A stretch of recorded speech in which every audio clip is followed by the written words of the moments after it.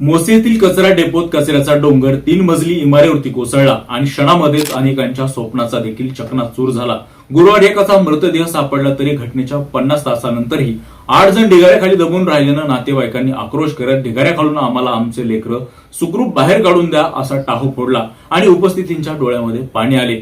महेश कुंभार, सनी माने, राहुल गायकवाड, सुनील कोरके, अक्षय सावंत, रणजित पाटील, नागेश गायकवाड, वामन कसबे यांचा कोणताही ठाव ठिकाणा नसल्यानं घटना घडल्यापासून त्यांचे नातेवाईक कचरा डेपोतच ठिय्या केला आहे। कंपोस्ट ऑपरेटर म्हणून काम करत असलेल्या राहुल गायकवाडचा भाऊ सतीश गायकवाड यांनी सांगितले की या घटनेत मी केवळ माझा भाऊच गमावला नसून माझा चुलत भाऊ नागेश गायकवाड, मावस भाऊ सनी माने, मित्र रणजित पाटील यांना देखील गमावण्याच्या वाटेवर असून परंतु प्रशासन काम करण्यात ढिलाईपणा करत असून सुरुवातीपासूनच योग्य समन्वयाचा अभाव दिसून येत आहे। मूळचा कोकणात राहणारा अक्षय सावंत मागील 1 वर्षापासून वेस्ट टू एनर्जी प्रकल्पात एका अधिकाऱ्याच्या वाहनावर चालक म्हणून काम करत होता। मुसी या ठिकाणी भाऊ, त्याची पत्नी तसेच सुरक्षा रक्षक म्हणून काम करणारे वडील यांच्या सोबत तो राहत होता। एप्रिल महिन्यात त्याचे नुकतेच लग्न पार पडले होते।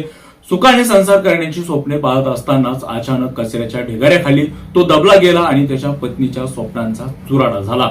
या घटनेत अडकले गेलेले 8 जण प्रामुख्याने कॅन्टीन परिसरात अडकले गेले। ते कॅन्टीन मध्ये गेले असताना दुर्घटना घडली आणि अचानक कचरा मोठ्या प्रमाणामध्ये आल्यानं त्यांना बाहेर पडणे शक्य झाले नाही।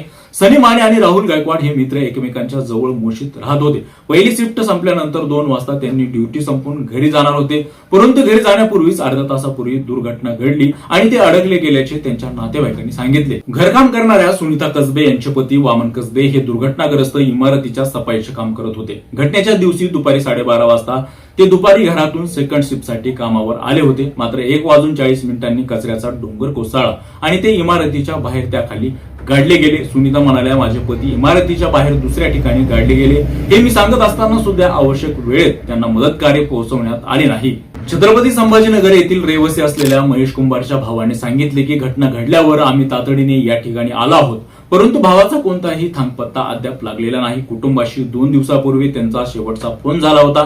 त्यांच्या करिअरला त्यांनी सुरुवात केली असतानाच ही दुर्घटना घडल्यानं कुटुंबावरती दुःखाचा डोंगर कोसळला आहे। मोशीमध्ये घडलेल्या घटनेनं संपूर्ण महाराष्ट्र हादरलेला आहे।